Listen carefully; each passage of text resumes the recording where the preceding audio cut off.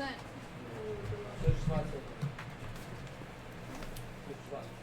Are you part of it? I'm an artist. No, we're doing have a thing, but All right. How are we doing today? I can't very well why you fantastic. That's all right. Well, if we were all expert writers, none of us would be learning. Exactly. You get to join us and learn with us. Don't think So that's ready. today we're going to be going over environmental storytelling. I didn't get to finish this slideshow, and I'm very sorry. All right, so this is a subsection of exposition, which is important. You need some sort of context for the narrative, especially if you're playing in like a fantasy or sci-fi world. But games also have to deal with gameplay exposition. It's still exposition if you're saying like, press A to swing the sword. That's exposition. It's just not world building exposition. So you have to like work with that too. That said, that just adds an extra challenge to our job, because what we don't want to do is just info dump onto the players, because that's not very fun. To just halt everything and say, let me tell you about the War of 1812 when the king invaded England. That's not what happened in the War of 1812. No. It's really common in bad fantasy where the author's like, all right, so I wrote this entire Wikipedia section. And I'm like, just gonna make you look at it. Yeah, you're just the first chapter is just a Wikipedia article. Yeah. Every other word is a proper noun. That's not a real proper noun. It's an in-universe proper noun. Yeah, Learn them so you don't know those proper nouns, and then you die. Exactly. It's like fantasy writers just like, I'm going to write a prologue now about some random king.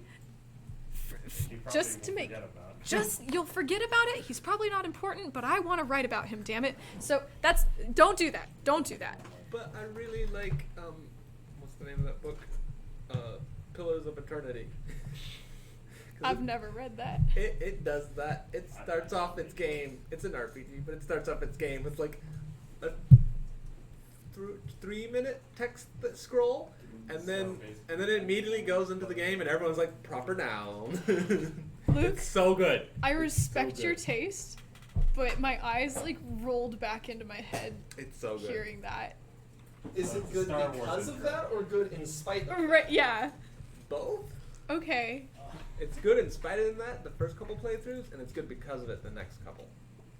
Also, you can ignore most of it and just continue playing, and then like it actually comes into play later on, and the proper nouns become things you know. At least it's relevant. Okay. So, what not to do? As you know, where you have two characters talking, either the player character and an NPC, or two NPCs that you're listening to, and the NPC is, as you know, computers run on electricity, which is made, and we use microchips in them. This is a bad example because I don't actually know how computers work, but basically just like me explaining to Duncan what a shirt is, because someone from another world might not know what a shirt is. So just in case one of you is the player character, I'm going to say very obvious things at Duncan now. Don't do that, because that feels very unrealistic. Duncan knows what a shirt is. I know what a shirt is. Everyone here should know what a shirt is. So when you're playing a game, it really breaks the immersion. Do not rely on cutscenes to tell a story. I have a passive-aggressive keyblade next to that, because Kingdom Hearts does that a lot. And don't interrupt gameplay. Listen. Yeah? Hey. Exactly. Last one. Don't interrupt gameplay or my workshop to explain something that doesn't need explaining. Such as, if any of you have played Ocarina of Time, Navi stops you a lot to explain things to you that you already know, or you could intuit because you are a human with a brain. Don't do that. And then I have an example from Tales of Vesperia, one of the only 2 video games that I've ever played in my life.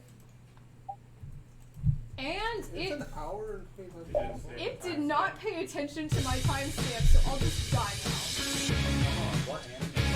This one, you know what? This is one that didn't get an anime, but other Telltale games do have adaptations. Here we Even go. comes equipped with weapon skills. No traveler should be without them. Feel free to give it a try. Huh? What do you mean? The special techniques contained in weapons. So, Estelle is These your first techniques companion, were originally and she passed does down this a from lot. master to pupil. She has book knowledge. But the Blade Master And she tells Assam you used a special everything from process to books. seal them within the weapons themselves. And they force you to Bodhi listen to Blastia this. can acquire techniques from weapons imbued with this power. With continued use, weapon arts can eventually be learned by the person using Yeah. the weapon. My, this young lady knows her stuff. That about sums it up. That about sums it up. Oh my god, what happened here? Ah! Okay, I'm gonna go wild. Let's start this over. Thanks, Tales of Vesperia. So,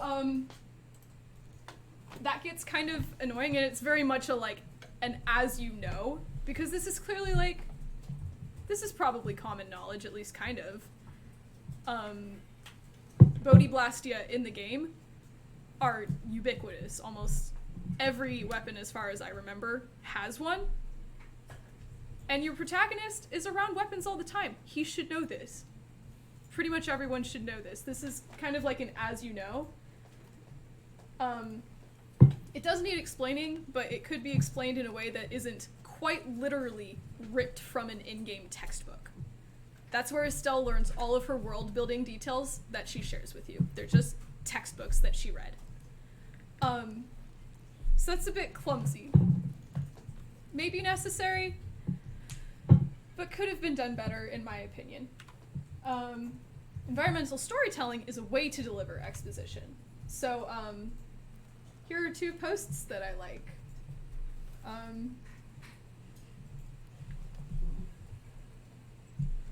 Haha, thank you. I imagine the first one is someone just going, huh.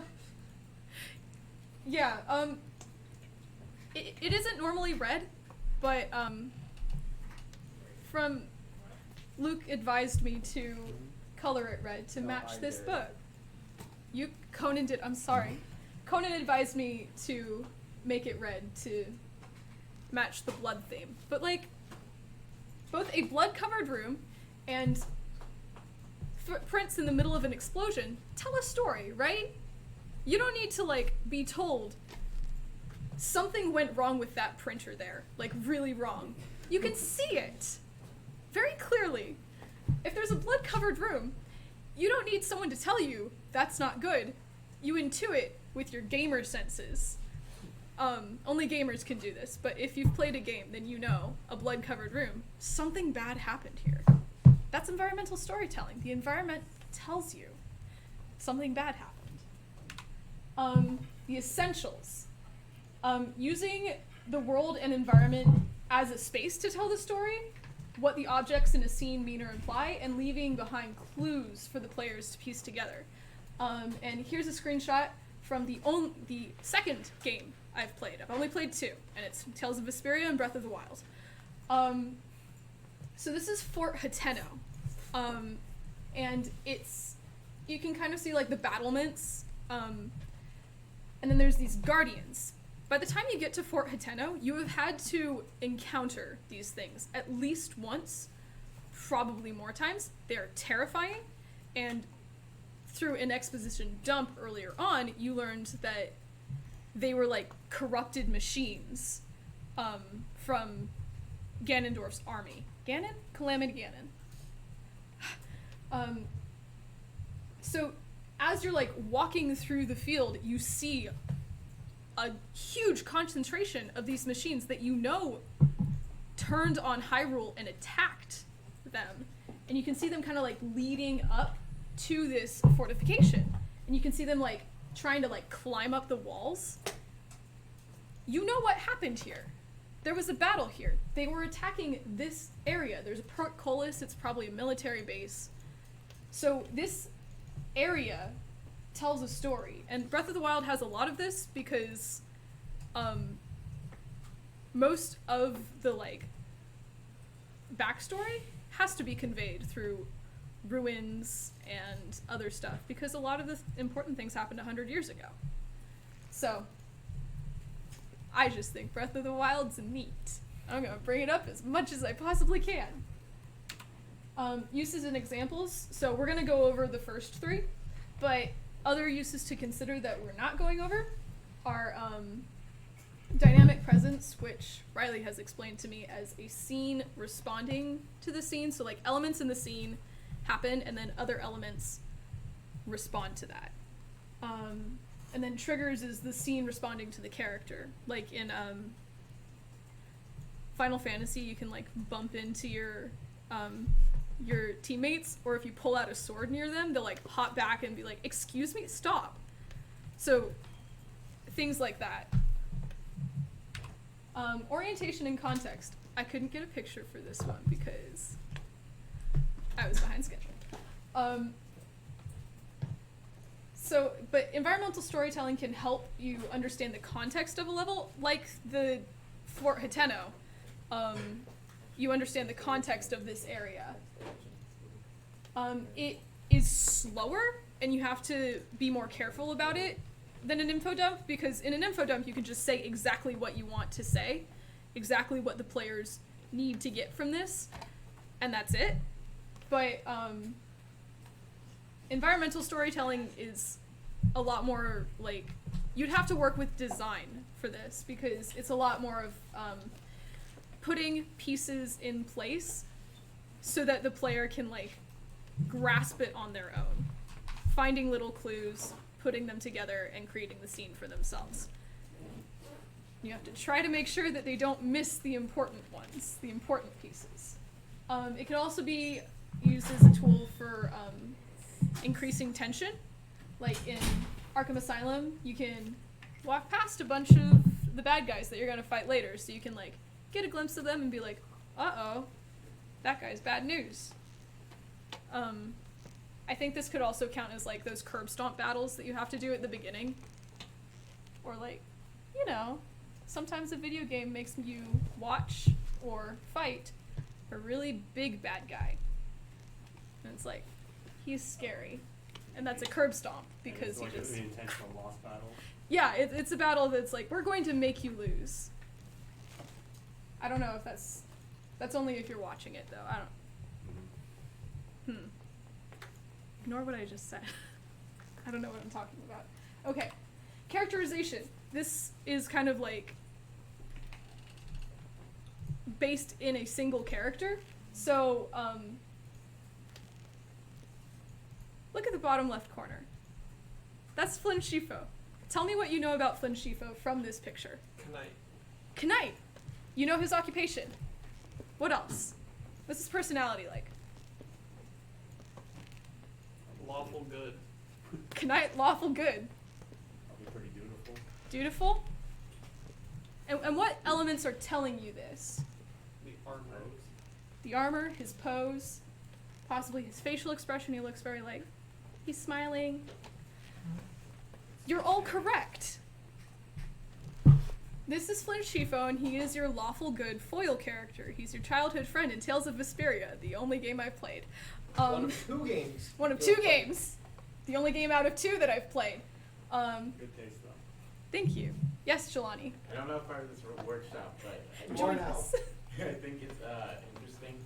That character design has like a typical like lawful good design, and Dimitri from Fire Emblem Three Houses has the same type of design, but they kind of subvert it later in the game. They do. He also has a Most very... of us haven't played that one yet. You haven't played that game yet. I have. You've only played two right. games. I'm sorry. From the rumors that I've heard of Dimitri Fire Emblem, who sounds like a really neat guy and possibly the best one, he also has a predominantly darker color scheme, so he still has like the same hair color and the blue, but instead of the like lighter colors, he's very dark, which I think is visual foreshadowing. Is this guy German? What? This guy right there is German? Yes. Cool. I don't know. What? Who? Yeah, we can... Flynn Scifo is from Fantasyland. Fantasyland It's from Japan. anime Germany. Incorrect. Bernie. He is from fantasy nothing. I don't think there's any base cultures for He's this. from Fantasyville, Fantasy World. You know Flynn? I love Tales of Vesperia. Love Flynn. Melina, I love you.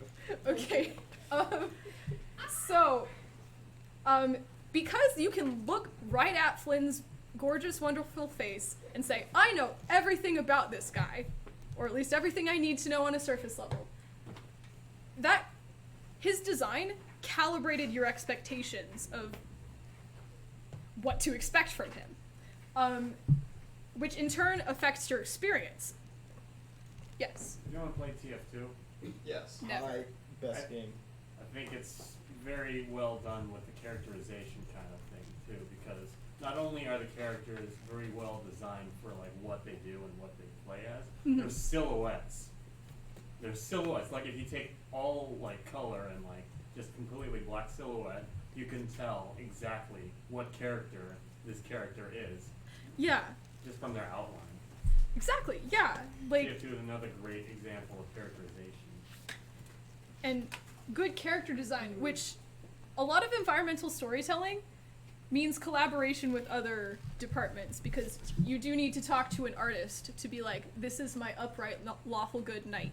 Please draw him kind of like a lawful good knight. At least a little bit, please. Don't make them look like the Joker. Please don't make them look like the Joker. So this player expectation helps you set up something that it'll affect the player experience. So I feel like if I saw him in a game, I'd probably be like, I trust him. You can play that straight and have him be a trustworthy childhood friend character, like he is. Or you can subvert that. Game of Thrones. Game of Jaime Thrones. Lannister looks like that. That's your first introduction to him. He looks like that. Episode 2, he yeets a kid out a window. That's the end of episode 1, isn't it? Is it? I'm pretty It's sure. very early in season 1. Very early. That is the good point. That is the point of that That's story. the point. Is he Yes. looks like that. You're like, oh, lawful good. He's like one of the king's most trusted knights. He yeets a kid out a window. Exactly. And you want to have control of that experience, right? You want people to feel shocked by that. So you get a character that the design conveys to the player, or the viewer in this case. This person is trustworthy. And if you successfully calibrate their expectations so that they trust him, when he throws Bran out a window, they're going to be like, oh no, Jaime. And if Flynn threw a kid out a window, I think I'd lose my mind. That's like the entire point of The Boys, is The subversion Boys? of expectations of character design. Has anybody seen The Boys? Nope. Imagine Marvel if all of the superheroes were dicks. That one. Shit. So like So good. Watchmen. Yeah. Yeah? Okay. Then I understand what you're saying. So yeah. Character design. Good control over character design can help you control the player experience and give them like the experience that you intended. There's a difference between archetypes and stereotypes also, where like archetypes is using the expectations to distinguish a character and building upon them. So like Flynn Shifo, I would argue, because I like him, is more of an archetype. You can see the basic like outline of who he is right here, but there's more to him under the surface. So it kind of like, it's a nice foot in the door for the player to understand the character and get interested in them, and then you can build on that later. Door. Speaking of doors, versus a stereotype where if Flynn went the whole game without developing at all as a person, without getting any backstory or personality traits beyond lawful good, and is indeed a knight, he would end up being a stereotype. So like there's a difference there. Try not to fall into the stereotypes, but archetypes can be helpful for like a quick 2-second like, here's this character, understand them on a base level, we can move on. Were you gonna say something? Yeah, it was on the topic of TF2 again. All the characters are stereotypes, though. to be fair, TF2 isn't exactly trying to tell a story. No, and they do actually get better characterization in the comics as well. Correct. So And like the SFM shorts, yeah, like expiration date. That one was awesome. yeah, Done expiration nothing date. but teleport very break good. for 3 days. You did what? It's such a good show. So yeah, once again, TF2 has proven to be a superior game in every way, shape, and form. In many ways, it transcends like the bad parts of like this kind of thing, and actually becomes something on its own that's just great. Yeah. Somehow. I think TF2 also has the benefit of it's got a very silly tone, so people aren't expecting anything. That's true. And then when it delivers way more than people were expecting from funny game where you shoot people, it's like, this is brilliant, amazing. It has to do with how much the game is established too. It's been out for like Over a decade. The Orange Box 12 came out. years. Yes, the Orange Box. The Yikes. Orange Box came out Christmas 2007. That's a lot. This was the last Half-Life thing. It was 12 they years were ago. laughing about the game being 9 years in development being so long. Look how long it's been out, and people are still playing it. All right, I don't know how much time we have left. 30. Wow, this is the longest workshop I've done so far. Yay. So, semi-playable cutscenes. As opposed to just straight up cutscenes, there are ways to do a cutscene without taking away control, and without like slowing down the pacing. So it keeps the player better engaged. Things not to do include that one weird boss rush in Final Fantasy though. There were playable cutscenes, but it was like an hour long and it didn't let me save. So don't do that either. Which Final Fantasy? 15. Which one? You've only played 2 games. Are you don't saying think Final that was Fantasy 15 completely is not a literal. game? Yeah, Final Fantasy isn't. It's an experience. No. Let's say Breath of the Wild isn't a game. It's art. It's an experience. So I've played 2 games, and now it's Tales of Vesperia and Final Fantasy 15. And then I've also experienced a wonderful art piece, which is Breath of the Wild. A wonderful art piece that you have to press buttons to move around. And where Exactly. the durability is 10. So you can overlay gameplay with audio or dialogue to tell a story. For example, Portal does this in this example, or if anybody has played Stanley Parable, that's the Stanley. whole game. Stanley. Stanley. Or giving players control can also derail story moments. And I have, for my example, that one chase scene from Heavy Rain where they fail every single input possible. It doesn't end up derailing the story because I think David Cage planned for this occasion, but it certainly derails the tone. Because it's supposed to be like this. Show of hands, who here has seen this scene? Is it the one with the chainsaw? No, not the chainsaw. Has anyone seen Heavy Rain, but with 200% facial expression? You know, I saw that when I was trying to get to this video. So we're just gonna watch Miroslav this. Korda? Yeah? Lieutenant Carter Blake, I'd like to ask you some questions. So like, what tone should this chase scene have? How should we feel it? Pretty off Kind of intense, probably. Shit, don't just stand there, he's gonna get away! Stop that guy! Hey man, watch him, dude!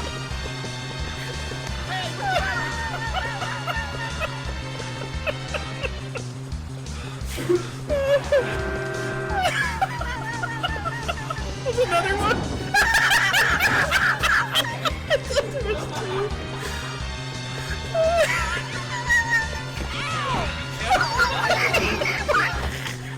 Why'd he tackle it? Hey, watch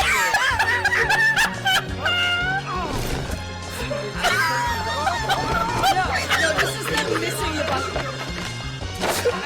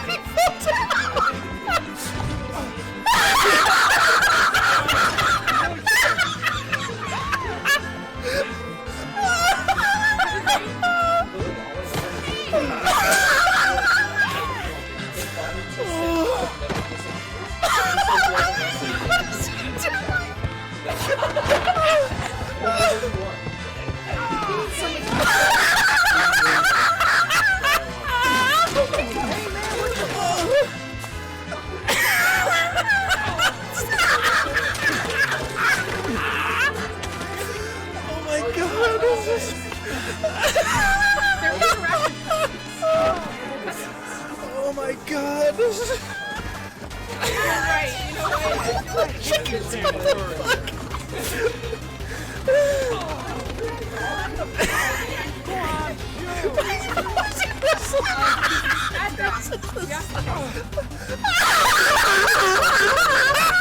Well, this person sucks at chasing. So, ah! Okay, so I don't know how either. that is an example of how giving players control over how well or badly your protagonist completes this very intense chase scene. It gives them the power to completely like undercut any tension or grit or anything that you were going for, because they can just do some slapstick routine all over your beautiful, gorgeous Art Nouveau game. It's like, I think they did it better in Detroit in that rooftop thing, that now that I think of it, because if you fail like some of the most of the important input, you would just die immediately.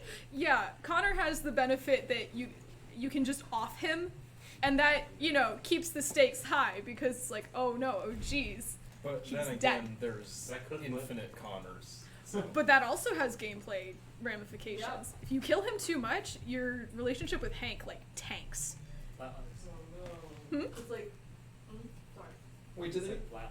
Are they one of those games that wanted to be special and gave like an in-universe reason for what your death did, I mean, as opposed to just having like save points? Well, no. no, It's the point of the game is that they're androids, so they can like they die and they come back because they can be remade. yeah, and You're disposable. it's different for there's 3 androids that you can play as, and only Connor can come back. Because Connor is still, he's not like rebelling at this point, so he can like, Government worker, company worker. yeah, but it's also not Connor.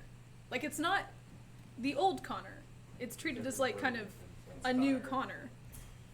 I love Detroit so much. Which I think is a very clever choice. that game has like insane, is it practical or modular storytelling? Where it just branches off into so many branches. I literally It's- have the screenshot of It's a the lot of bridge. them. There's 70 different endings, I think, or was there 40? There's a I'm lot. not That's a lot sure. of work. I would probably It's a give lot it of The thing about having branching storytelling is like you're exponentially increasing the amount of work Yeah. that players never see. Yes, I played every single ending for that game. but Most Detroit can do that because it's like a AAA game, and that's its main draw, is how many routes you can do. That's true. You are correct that branching storytelling, just the scope explodes. But if Yeah. it's the whole point, plus then people can like share like, ooh, I did this, and it like helps build a community.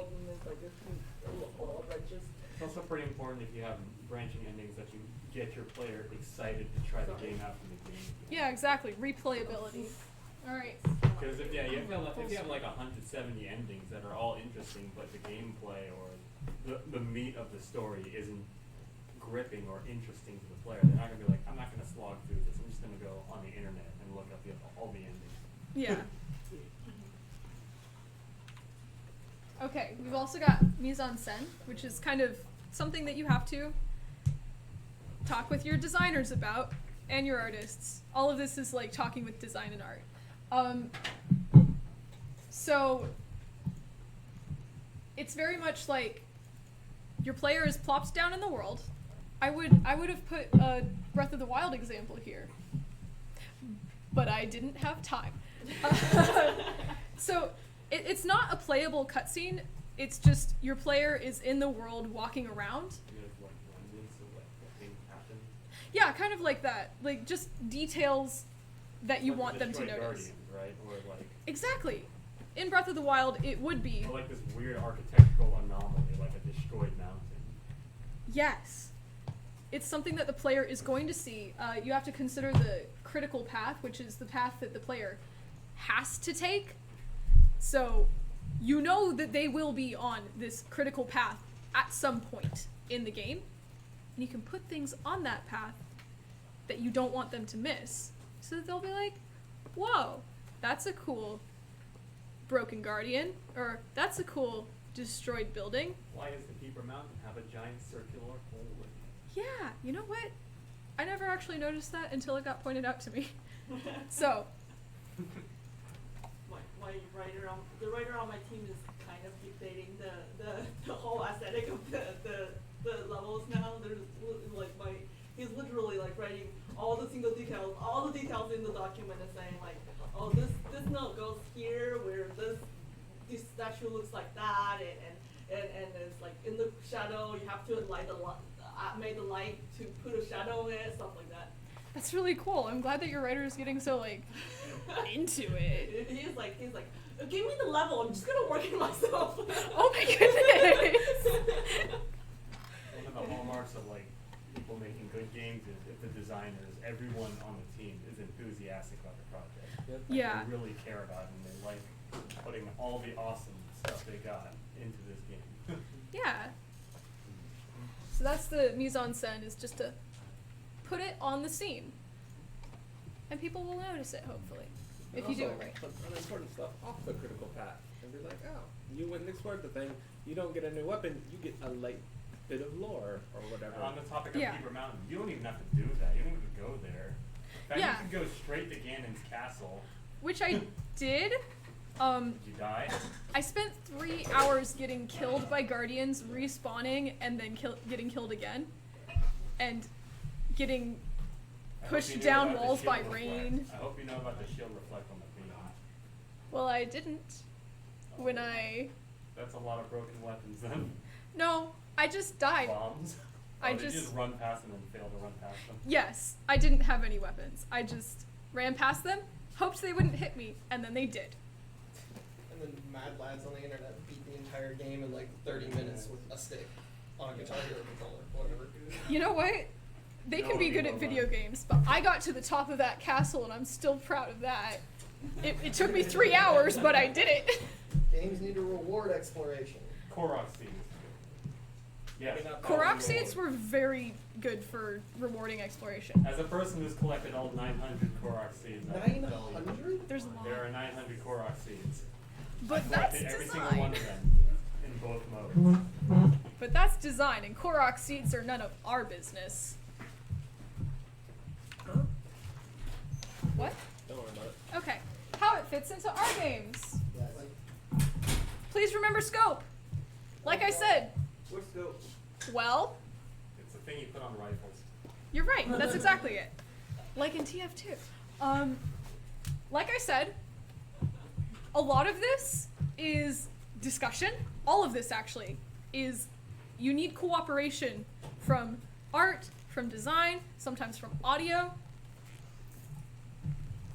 You need everyone in your team cooperating with you on this, which means that it needs coordination and effort from all of those people. It's not just you. Once again, words on a page, very cheap. You can backspace those babies as much as you want, slap a couple out in a couple seconds. Art takes more time. Designing a level takes more time. If I say, hey Luke, I need some ruins for a story beat, Luke now has to figure out where to put those ruins. He needs to collaborate with me on where would be a good place to put them, everything. I need to get an artist to talk about how to draw the ruins, Exactly. and then I need to make hopefully some engaging storytelling using the ruins. And You see? Even putting in some silly little ruins. Suddenly, now it's my a whole week is to-do. ruined. Now we've ruined Unless you're Luke's making an week. asset flip. his entire week. Exactly. That's hard. Communicating with people is hard. Asking people for things is hard. Getting them to do things for you is hard. Doing things for people is hard. All of this stuff makes the scope go kaboom. It's big. So this is difficult. Please be aware of scope. What was your name again? Ilana. Ilana. Okay. I knew that, but I didn't want to get it wrong. So, how is your writer like keeping scope in mind when he's doing all this? Yeah, my designer is like literally like, well, I was kind of wanting to boost up the skill, And my designer's like, no, you only have one level. It's like, you only have that much space for you to write. You don't have that much space to put things to write on. Also, interesting note, a second meeting, our writer decided our protagonist is going to call it Mr. Scope. Miss Scope. Miss Scope. Yeah. And my designer hated. Yeah. But okay, so your environmental storytelling, it's not taking a huge toll on like the rest of your team, right? Because your writer's like working with everyone. Yeah, we have because we have like we will tell the writer what kind of assets he could use. Yeah. Instead of letting him tell us what he could use, and also like if he wants something really extra that designer cannot do, I'll just tell him to do it himself. So yeah, recycling assets that your team already has, like your writer is doing, is a really good way of keeping things in scope, because at the very least, you don't have to do that much work. You might still have to have a designer place it somewhere, but it's a really easy way to reduce, reuse, recycle, you know? Just change the color of the run. You've got a high level version of it, I mean. Exactly. Get that green thing, make it purple, baby, and suddenly it's better. All right. Throw in the original variant then with a boss to make it just a normal enemy in the final dungeon. Just show how far you've come. Exactly. All right, activity. If everyone is feeling okay. This one has been kind of long, so I understand if you're burnt out. Sounds great. All right. Using a given genre, fill a room with 4 or more objects of your choice. And try to use these objects to tell a story about either the world this game takes place in or the character that might inhabit that room. And then partner up with someone and describe the room and have your partner try to guess what the story is behind the room. We've got some sample genres here. So go wild. You can also, if you want to, draw it, because as I've been saying, this is a lot of there's a lot of overlap with design and art. The important part is that you, the writer, have decided and made conscious decisions about which elements are going to be in this room. So if you want to draw it, I don't care. And I'm going to stop recording now. Yay. Yay. What a